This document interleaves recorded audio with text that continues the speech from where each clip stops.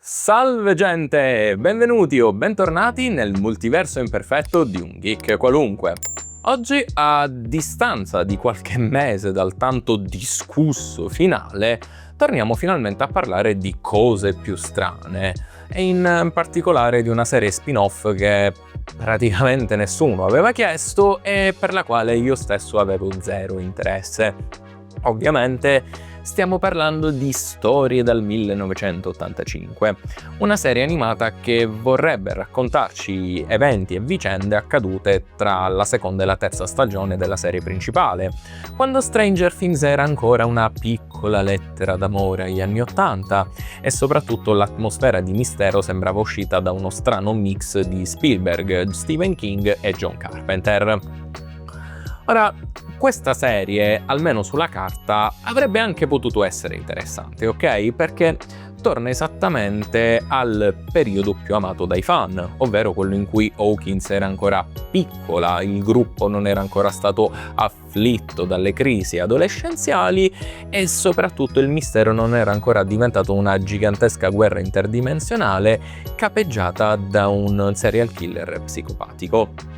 Nonostante ciò, però, la domanda sorge spontanea, ovvero questa serie era davvero necessaria e soprattutto a chi cavolo si rivolge? Perché, vedete, raccontare qualcosa che si incastra perfettamente tra eventi che già conosciamo non solo significa automaticamente togliere qualsiasi senso di pericolo e tensione, ma costringe soprattutto la storia a rimanere confinata entro certi limiti dettati dal canone della serie principale. E vedete, è proprio qui che nasce il problema più grande della serie. La storia si svolge durante l'inverno del 1985. In questo periodo il gruppo cerca di tornare alla normalità dopo quelli che sono stati gli eventi della seconda stagione, ma ovviamente qualcosa del sottosopra è sopravvissuto alla chiusura del portale da parte di 11. Ora, visto così, l'incipit della trama non è nemmeno tanto male, ok? Forse un po' banale, per carità, ma almeno cerca di riprendere quel filone investigativo e di mistero che si è mano a mano andato a perdere con le stagioni successive. La serie, tra l'altro, introduce fin da subito nuove creature, nuovi misteri e soprattutto una nuova e quanto mai inaspettata aggiunta al gruppo, ovvero Nikki. Un personaggio che sinceramente ho apprezzato perché è scritto bene, ha una sua personalità e si integra anche abbastanza velocemente nel gruppo, ma che allo stesso tempo ci mette davanti un problema enorme che la serie non solo non risolve, ma che a fine stagione rende solo più complicato, ovvero Nikki non dovrebbe esistere. O almeno non nella timeline della serie principale, perché ora, senza farvi troppi spoiler, per come si evolvono le vicende e soprattutto il rapporto con il gruppo, la domanda che si fa ognuno di noi, e anche giustamente, è: ma Nikki dov'è stata per tutto il resto della storia e soprattutto perché non viene mai menzionata? Cioè, non puoi inserirvi un personaggio così importante in mezzo ad eventi che sono già stati stabiliti. Così facendo non stai creando nemmeno un buco, ma un enorme cratere narrativo che anche lo spettatore meno attento percepisce dall'inizio alla fine della serie. Cioè, la serie manca iniziata e già praticamente si è incastrata da sola. Ma vabbè. Per quanto riguarda le nuove creature, vi dirò, non mi sono dispiaciute e anche se il pretesto narrativo è un po' campato in aria, apprezzo comunque lo sforzo di aver dato un minimo di senso alla loro genesi e più in generale il senso di mistero che aleggia dietro la nascita di questi nuovi mostri mi ha intrigato non poco. Anche perché, vedete, la trama della serie di per sé non è male, anzi funziona. Il problema è che avrebbe funzionato ancora di più se avesse avuto il coraggio di allontanarsi da Hawkins e proporci un setting e un gruppo di personaggi differenti. Perché vedete, la serie a tratti vuole e sa essere davvero spettacolare, ma poi d'un tratto si ricorda di dover rientrare nei binari del canone della serie principale, lo finito.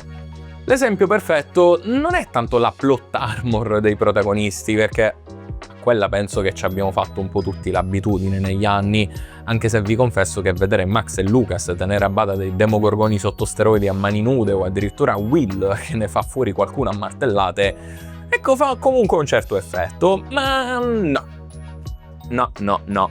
L'esempio perfetto è proprio 11.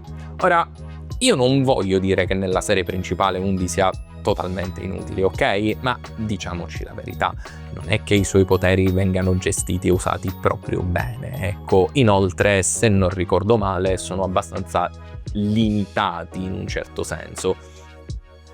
In questa serie invece no, in questa serie Undy è letteralmente una cazzo di arma nucleare con gambe e braccia, cioè roba da far impallidire certi X-Men.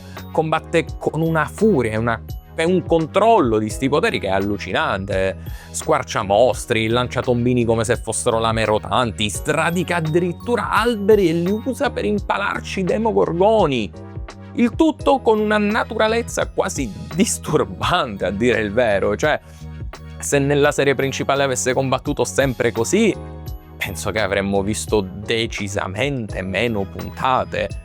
Peccato che, come per tutto il resto, a un certo punto la serie si ricorda che Undy non è così nella serie principale e quindi, boom, la rinerfiamo. E questo giochetto della potenzio e la nerfo dura per praticamente tutta la stagione. Per quanto riguarda il lato tecnico, invece, ecco, sono parecchio combattuto, al dire il vero, perché da un lato ho apprezzato tantissimo l'enorme cura che c'è stata per i dettagli. Per chi l'ha già vista, probabilmente si sarà accorto che il pattern triangolare delle spore è praticamente ovunque, cioè è messo pure nei riflessi della luce. I colori che hanno scelto di usare, tra l'altro, sono fantastici, secondo me sono ben contrastati e soprattutto strizzano l'occhio agli anni '80, ma con un tocco di modernità. I personaggi inoltre sono stati quasi tutti ben trasposti, e dico quasi tutti perché alcuni modelli come quello di Max o di Dustin non mi hanno convinto fino in fondo, ok? D'altro canto, però, lo stile che hanno deciso di adottare mi è sembrato una strana via di mezzo tra Arcane e Fortnite.